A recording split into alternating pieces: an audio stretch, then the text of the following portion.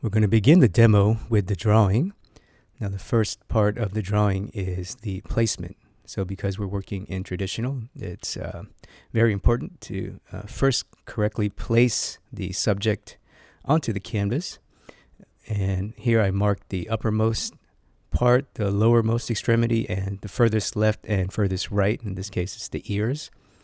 So I'm just getting a general shape and size and placement of my head. Now I'm going to get into begin to construct the features. So once I place the overall head on the canvas, I want to next begin to construct and place the features. And I'm going to go through this quickly. And this video actually has been sped up because I want this to be more about the painting and the color, obviously. So I just want to quickly go over this drawing. I don't have to be 100% accurate. Oh, of course, it does help to help the overall finish. But I just want to get pretty close to the general size, general proportion, and obviously the placement is much more important at this stage. And here I'm also beginning to draw the shadow shape. Again, this step is not 100% necessary, but it's just something I like to do.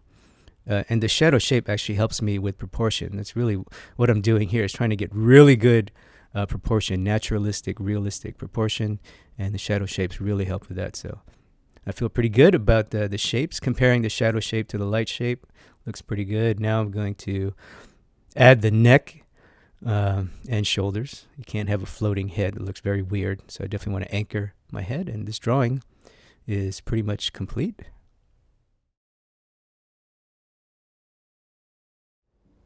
Okay, next we want to do the shadow mass or the shadow shape.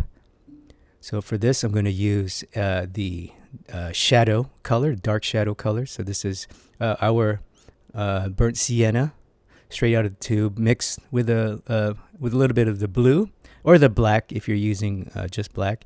And this will help to darken the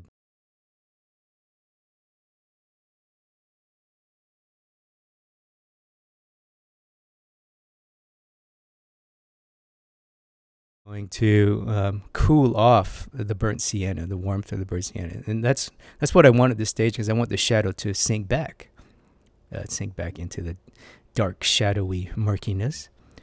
And as you can see, I'm just going over the shadow shape that I previously drew in the drawing step. So no mystery here. And now I'm looking at the smaller shapes in the mouth. There's some pretty intricate shapes.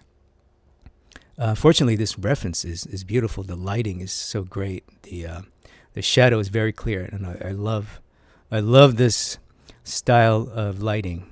It's especially great for learning art. It's perfect for learning art.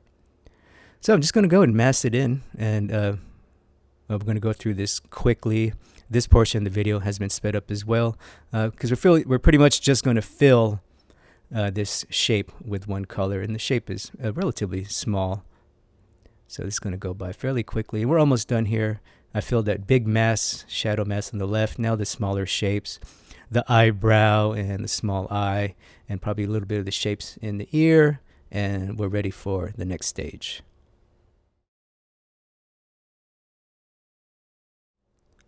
Now we want to do the transition tone. So transition tone is transitioning from shadow to light. So we blocked in the shadow shape with a nice simple dark tone.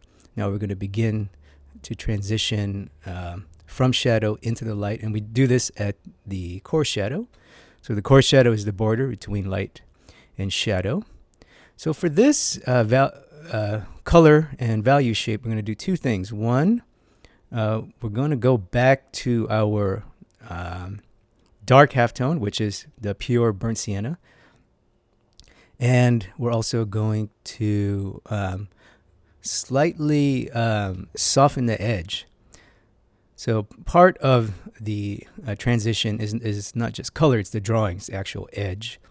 So we're going to go over that border, right at that edge, using our brush, using this nice flat brush here, and it'll simultaneously soften the edge, which is what we want to help make the form feel rounder. But in terms of color, the color is great because what it does is it pops. It actually it's a subtle temperature shift from the cool shadow. So remember, the shadow is burnt sienna plus a cool, plus in this case I used blue. You can also use black. So it's a cool version of the color. And next, the pure burnt sienna is pretty warm, even though it's an earth tone. It's a very warm, rich earth tones. So you can see how nicely it pops, and that's the effect we want. So even though it is monochrome, it is the same color, we were able to get a nice variation and able to get a nice pop, and which really helps to sell not only the form, but also the color. So it's like a double whammy on the viewer. We're going to turn the form with shape. We turn the form with value. We're going to turn the form with edge, and we're going to turn the form with color. So it's like a quadruple whammy. I don't know if there's such a thing as quadruple whammy. I just made that up. But yeah, as you can tell, I'm getting very excited.